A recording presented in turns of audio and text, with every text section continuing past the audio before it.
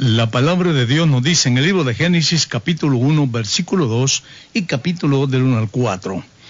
Génesis 1, 2 dice, y la tierra estaba desordenada y vacía. Las tinieblas estaban sobre la faz del abismo, y el Espíritu de Dios se movía sobre la faz de las aguas.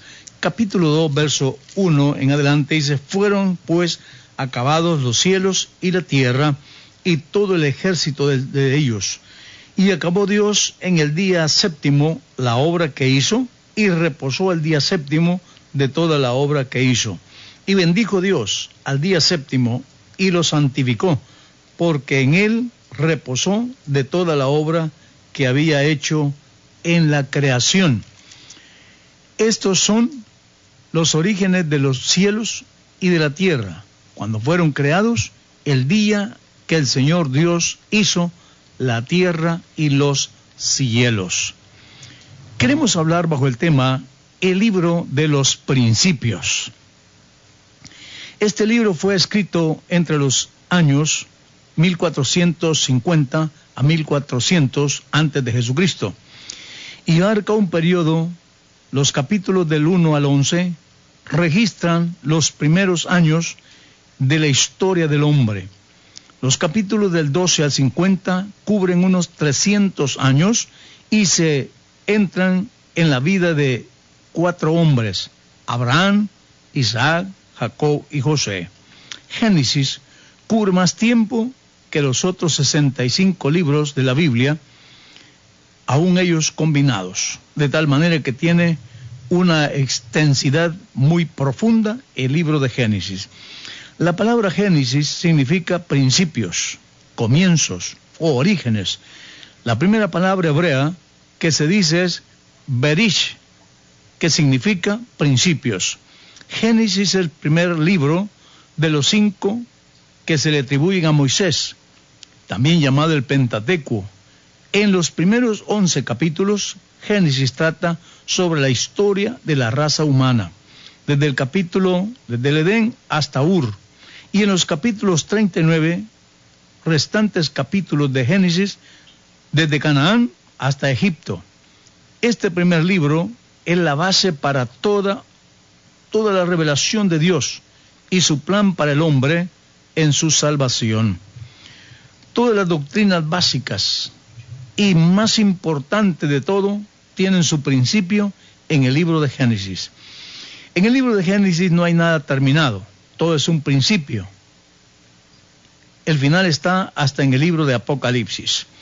De tal manera que si nosotros hablamos de principios, encontramos que cuando Dios creó los cielos y la tierra era un principio, Adán y Eva es un principio, cuando aún tuvieron sus hijos, Caín mató a Abel, hay otro principio con Set. Luego después Dios trata con Abraham, otro principio. Cuando Dios destruye la tierra y saca a Noé a su familia, era otro principio. Y de allí vemos cuando nacen los 12 patriarcas, que era otro principio, de tal manera que es un libro de principios y comienzos. El lugar de escritura. Se supone que Moisés recibió la revelación mientras estaba en el monte Sinaí, en el desierto. De tal manera que todo el libro fue escrito por revelación, porque Moisés no era testigo ocular de ninguna de las cosas que están en estos principios. Todo fue por inspiración del Espíritu de Dios. Génesis se escribió para beneficio de los israelitas, donde encontramos las promesas. Aquí están las promesas contenidas, van más allá del tiempo. Se revelan las promesas que Dios hizo a los patriarcas y se pone el fundamento para revelación del amor de Dios, la redención. Esa redención que es por la humanidad, a través de haberse humanado el Señor en ese cuerpo del Hijo, y le puso su nombre, Jesús, que es la revelación más grande de Dios al ser humano. De tal manera que entonces, a través de toda la Biblia, encontramos ese principio que Dios tenía, de que un día Él se iba a humanar y se iba a manifestar de esta manera al mundo. Dios usa palabras para llevar a cabo toda su creación, todo fue hecho por la palabra. Dios no tiene manos para hacer las cosas, pero sí tiene el poder de la palabra, y por su palabra todo fue hecho. Esta creación es perfecta, hasta tanto el hombre peca y empieza a escuchar a Satanás en vez de confiar en Dios y obedecer el plan de Dios. Este pecado de Adán y Eva da como resultado la muerte espiritual, la separación del ser humano de Dios, y eventualmente hace que el mundo se llene de odio, de violencia y desobediencia, lo cual está a la vuelta de la esquina. Hoy día nosotros estamos viendo todo eso, que son resultados de la desobediencia. Y por eso es que el desobediente no puede arreglar el mundo, porque está metido también en lo mismo. Realmente solo Dios lo puede hacer, a través de hombres que Dios use, gente que se exponga a la voluntad de Dios y a ser guiados por la revelación de Dios. El pecado prevalece y hace hasta que Dios usó un diluvio para destruir a la humanidad, excepto al justo Noé y a su familia. Aún después de eso, el pecado inunda la tierra y la gente construye una inmensa torre de Babel como un desafío a Dios, diciendo, si en caso Dios nos quisiera destruir de nuevo, nosotros estaremos a salvo con esta torre que vamos a hacer. Eso significa el capricho del ser humano, buscando su salvación por sus propios medios. No vamos a hacer lo que Dios dice, vamos a hacer lo que nosotros decimos. Como muchas veces leemos donde personas dicen, Señor, yo haré tu voluntad, pero voy a hacer lo que yo quiero. Y he escuchado a un gente orando, Señor, pero que sea tu voluntad, pero que sea esto, Señor, pero que sea esto otro, porque de una vez ya van pidiendo con lo que ellos quieren. Sin embargo, Dios nunca deja de amar al hombre. En los últimos 39 capítulos de Génesis revelan cómo a través de la familia de José, de Abraham, Dios dirige la historia para establecer las etapas iniciales del plan para nuestra salvación y la comunión con Él. El libro termina con el pueblo elegido de Dios en Egipto. ¿Por qué están en Egipto? Sencillamente por su propia desobediencia. Las palabras claves en el libro de Génesis son principio, hombre y pacto. Génesis relata el principio de los cielos y de la tierra, las plantas y la vida animal, el hombre y la mujer, el pecado y la civilización y la obra de redención de Dios en favor del hombre. El divino plan eterno de salvación para la humanidad se revela en el pacto que Dios establece con Abraham. En ti serán benditas todas las naciones de la tierra. Dios tenía un proyecto desde entonces de salvar al hombre, no importa qué clase de hombre fuera. Dios quiere un trato con el hombre. Los temas que se hablan en este libro, Dios crea al hombre a su propia imagen para tener comunión con Él. Él es creado con un cuerpo, alma y espíritu, libre albedrío para tomar decisiones a favor o en contra de Dios. Pero el hombre es libre. Dios no quiere tener personas que le sirvan a la fuerza, con mala voluntad, sino gente que está dispuesta a hacerlo voluntariamente y con todo su ser. Por eso Dios pide, amarás al Señor tu Dios con todo tu corazón, toda tu mente, toda tu alma, con todas tus fuerzas. Realmente eso es lo que Dios quiere, una entrega total. De modo que el hombre perdió la imagen de Dios cuando él pecó, porque la imagen de Dios no es el cuerpo del hombre. Dios es incorpóreo, Dios es intangible, Dios es abstracto, no tiene cuerpo.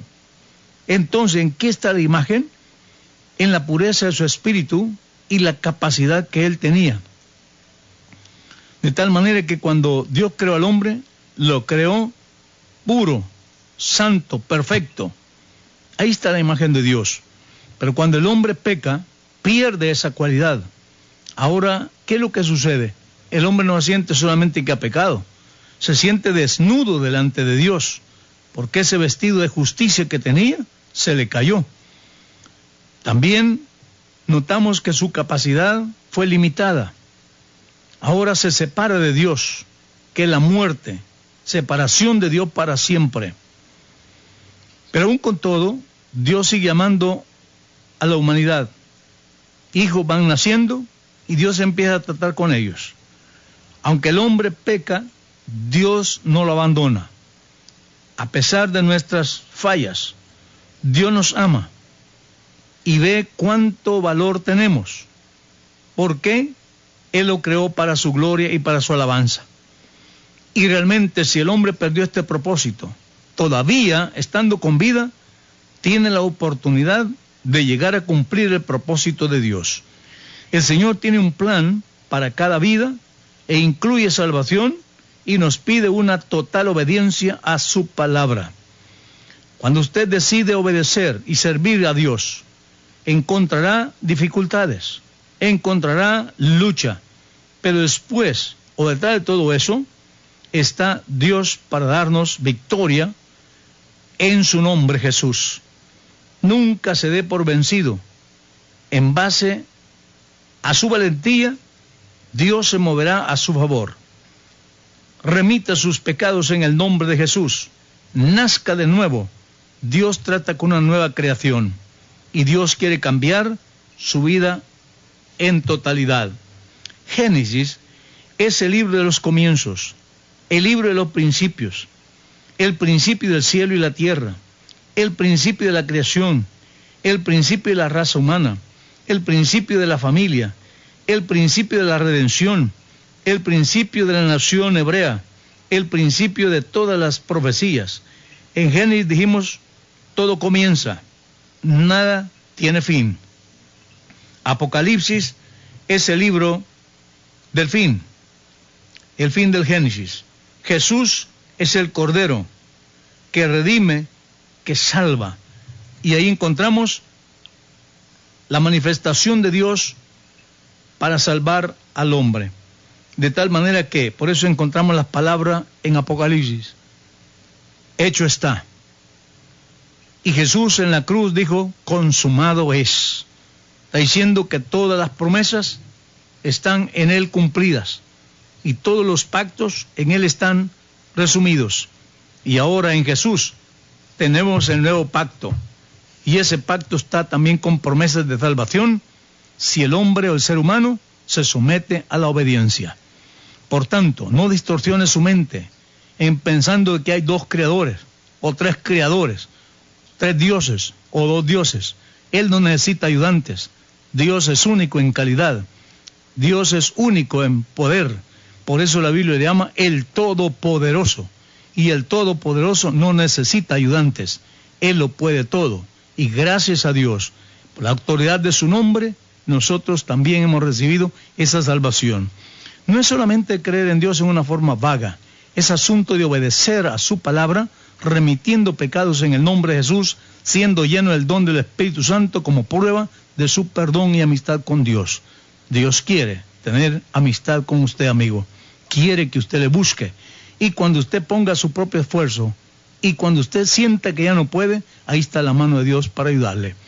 De tal manera que, si usted se esfuerza, el Señor va a poner lo demás y será más que vencedor en el